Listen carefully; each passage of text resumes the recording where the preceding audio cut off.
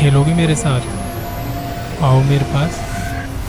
ये देखो मेरे पास एक बॉल है, कैच कैच खेलें।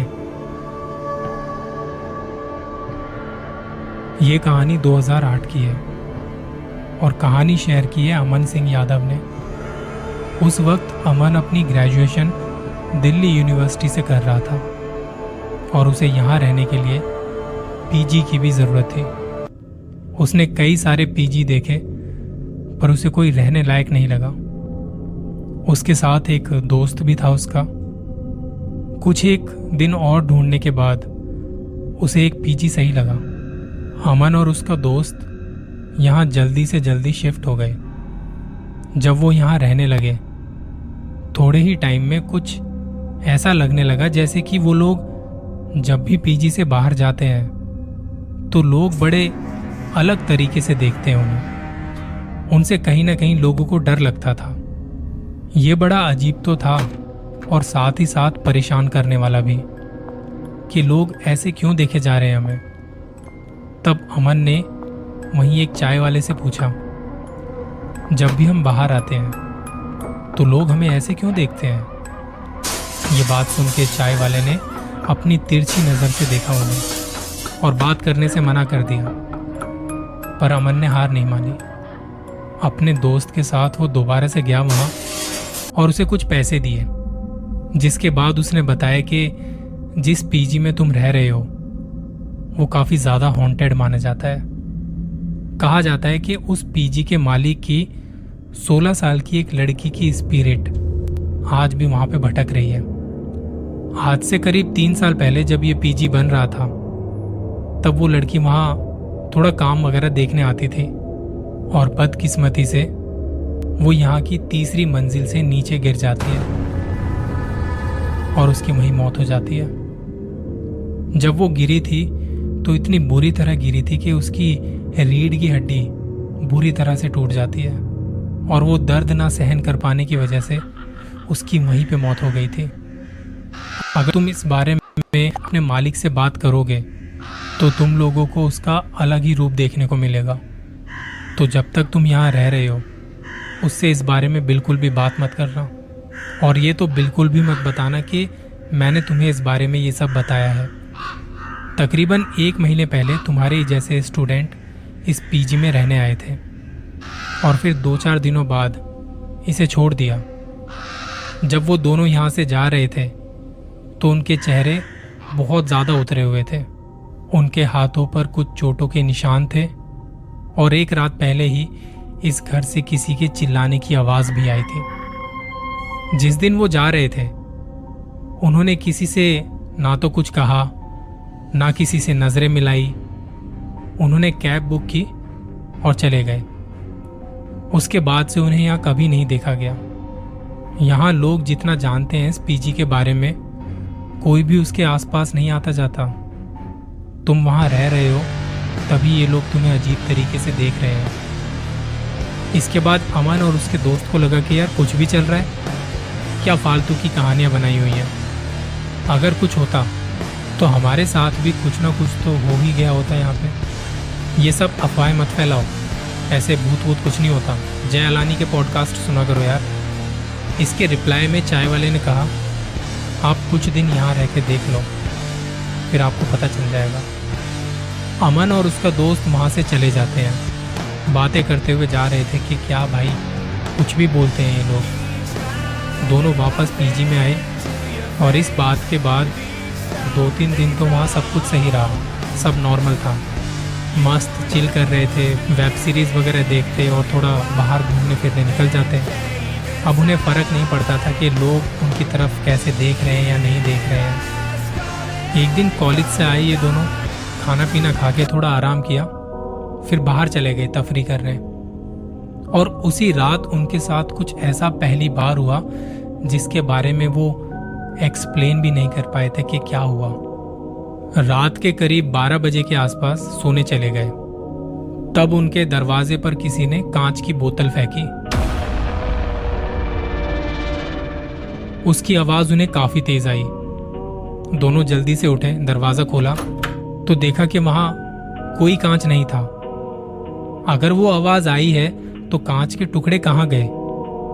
वहां पूरे कॉरिडोर में कोई नहीं था। उन्हें लगा कि कहीं और कुछ हुआ होगा या शायद किसी के घर में टीवी तेज चल रहा होगा, तो ये आवाज वहीं से आई थी। वो दोनों कैलकुलेशन करने में लगे थे, खुद को समझा रहे थे कि ऐसा कुछ नहीं है, और दोबारा से सोने चले गए। रात तो अच्छे से कट गई, पर जब सुबह उठे तो उनकी जितनी भी किताबें जो उन्होंने सही से सेट करके रख रखी थी वो उन्हें नीचे गिरी मिलती हैं। उनका बाकी सामान भी यहाँ वहाँ बिखरा पड़ा था। जब दोनों उठे तो एक दूसरे को देखने लगे। अमन ने कहा कि भाई, रात को कोई चोर वगैरह तो नहीं आ गया था? हमें इसके बारे में यहाँ के मालिक को बताना चाहिए। जब वो दोनों इसके पास पहुंचे, उसे सारी कहानी सुनाई। उसने गुस्से में कहा, अगर तुम दोनों को यहाँ रहना है तो रहो, नहीं तो आज ही तुम दोनों ये पीजी छोड़ के चले जाओ। इन दोनों को ये पीजी बड़ी मुश्किल से मिला था, तो वो यहाँ से जाना नहीं चाहते थे। उन दोनों ने मालिक से इस बारे में ज़्यादा बहस ना करते हुए अपना डेली रूटीन फॉलो किया और फिर थक हार के रात को वापस सोने आए। उसी टाइम पे तकरीबन 12 बज रहे थे। 2 घंटे की नींद के बाद जब अमन की किसी आवाज से आंख खुली, ऐसा लगा जैसे किसी ने हल्के से दरवाजा खोला हो। अमन ने जल्दी से कमरे की लाइट जलाई और दोस्त को जगाने की कोशिश करने लगा, तो उसने देखा कि उसका दोस्त तो वहां पे है ही नहीं। वो जल्दी से बाथरूम में गया और देखा कि कहीं वो बाथरूम में तो नहीं, लेकिन जब वो वहां पर भी नहीं मिला तो उसने जल्दी से अपनी चप्पल पहनी और वो बाहर उसे ढूंढने निकल पड़ा। अमन बाहर आता है तो देखता है कि उसका दोस्त वहां 3rd फ्लोर की सीढ़ियों के पास खड़ा है और वो बिल्कुल उस पॉइंट पर है जहां से एक कदम भी और आगे बढ़ाया तो वो सीधा नीचे जाके गिरेगा। अमन को लग रहा था कि उसका दोस्त अपने सेंस में बिल्कुल नहीं है। ऐसा लग रहा था जैसे किसी ने उसे अपने वश में कर लिया हो। वो उसकी कोई बात नहीं सुन रहा था, ना किसी बात का जवाब दे रहा था, और साथ ही साथ अमन ये भी देख रहा था कि वो किसी के साथ एक रबर बॉल के साथ कैच कैच खेल रहा है। वो यहाँ से बॉल फेंक रहा था तो बॉल उसकी तरफ वापस भी आ रही थी, और अमन देख नहीं पा रहा था कि बाहर कौन है जो बॉल फेंक रहा है। वहां अंधेरा बहुत ज्यादा था और अमन ने अपने फोन की फ्लैश लाइट ऑन की और उसने देखा कि सामने कोई भी ऐसी एंटिटी नहीं है जो उसे दिखाई दे रही हो। तो फिर ये बॉल वापस से कैसे आ रही है? अमन अपने दोस्त को देखता है और कुछ कहता है, तू किससे बात कर रहा है? किसके साथ खेल रहा है? कौन है वहां पे? तो अब वो बॉल सीढ़ियों से टिप्पे खाते हुए किसी बीच की सीढ़ी में रुक जाती है और वहां पे कोई नहीं था। अमन इस बात से और ज्यादा डर गया था क्योंकि उसका दोस्त उसकी किसी भी बात का जवाब नहीं दे रहा था। वो जल्दी से अपने कमरे में गया, वहां से पानी की बोतल उठा के लाया और दोस्त पे पानी फेंका। तब अचानक से वो होश में आया और तभी अमन ने उसे सीढ़ियों से पीछे खींच लिया और कंधे के सहारे से उसे कमरे में ले आया। अंदर आते ही कमरे को ठीक से बंद किया और उसके सामने एक टेबल भी लगा दी। अमन ने अपने दोस्त से पूछा कि तू इतनी रात में बाहर करने क्या गया था? तो दोस्त ने बताया कि रात के करीब 1:30 बजे के आसपास उसे ऐसा लगा कि जैसे कोई उसका एक पैर खींच के उसे लेके जा रहा है। मैं देख रहा था कि कमरे का दरवाजा धीरे धीरे खुल रहा है।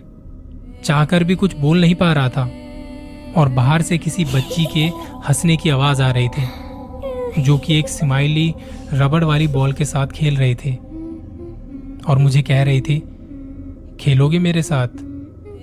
और इसके बाद मुझे कुछ भी याद नहीं। तब अमन ने कहा कि मुझे लगा कि जैसे कमरे का दरवाजा खुला है और मैं लाइट जला के तुझे उठाने लगा तो तू अपनी जगह पर नहीं था। फिर मैंने बाहर आके देखा तो तू वहां सीढ़ियों के पास खड़ा था।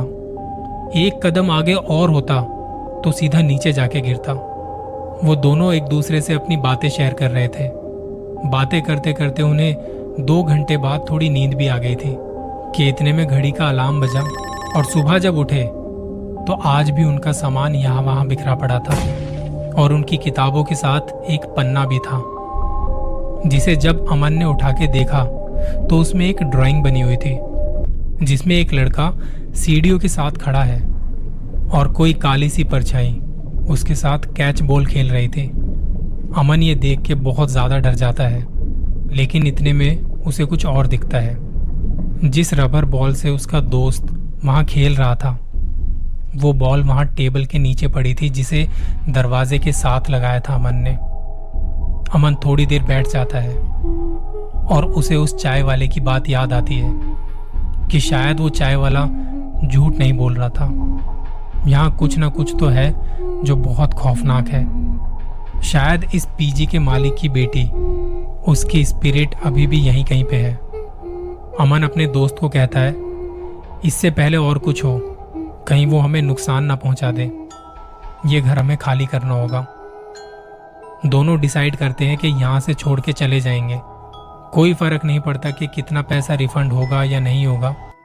अपना सामान पैक किया और जब जाने लगे तो उसी चाय वाले ने देखा और कहा कि तुम दोनों की शक्ल भी बिल्कुल वैसी लग रही है जैसे उन दोनों लड़कों की लग रही थी 1 महीने पहले की कहानी जो मैंने तुम्हें सुनाई थी। खेलोगे मेरे साथ?